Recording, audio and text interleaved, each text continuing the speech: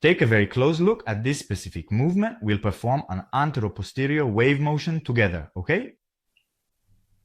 Understand, this is far more than a simple gymnastics routine. It's not just a graceful dance performance, it is a fluid, highly articular pumping mechanism designed for your spine's health.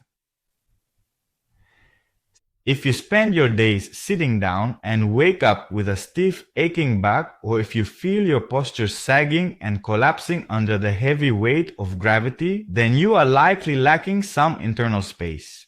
Today, I would like to cordially invite you to explore and discover the unique MiQiDao antero-posterior wave motion technique, which serves as an ancient, profound key derived from the traditional Eastern energy arts and thoughtfully adapted through the lens of modern Western osteopathic physiology. Please stay with me for a moment because we are about to bring your body's central axis back to vibrant life. Why is this specific back and forth wave motion considered to be so incredibly vital? Because instead of just stretching out a single muscle in total isolation, it actually utilizes the fundamental and highly complex concept of tensegrity. It sets your entire fascial chain into fluid motion and awakens the inner breath of your tissues. What does that actually mean for you? It creates an immediate sense of spinal decompression, and that process of decompressing helps to naturally rehydrate your spinal discs. So it's a slow movement that we must respect according to our physiology and physical capacity.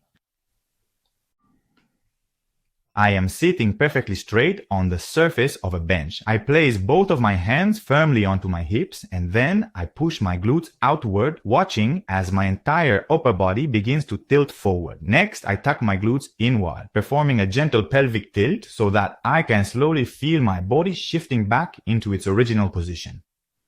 I move at a very slow pace while I am feeling the movement originate from deep within my lower body.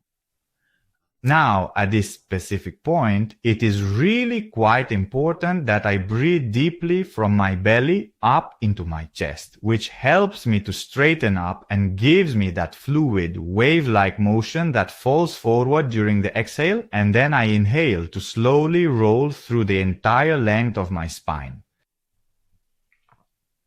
I am exhaling and then I am inhaling. I really do not have to go quite that far in this particular movement. If you happen to have any specific limitations in your lower back, what is truly important is that you always remember to respect your own personal physical limits. We can assist ourselves by firmly pressing our hands against our knees, which helps us to gradually straighten our posture as we take a deep, steady inhale. I perform a smooth, continuous movement, much like tall blades of grass gently swaying back and forth in the breeze. As the wind shifts its direction, the grass naturally follows, flowing either forward or backward in response.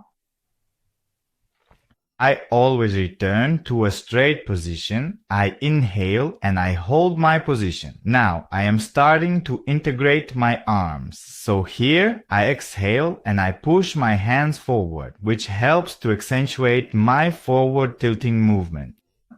And here I inhale, which creates a bit of tension across my shoulder girdle, and then I exhale to allow myself to slowly unroll forward. Once again, if you happen to have any weakness in your lower back, I really don't recommend attempting this with your arms extended right away. It is much better to progress gradually.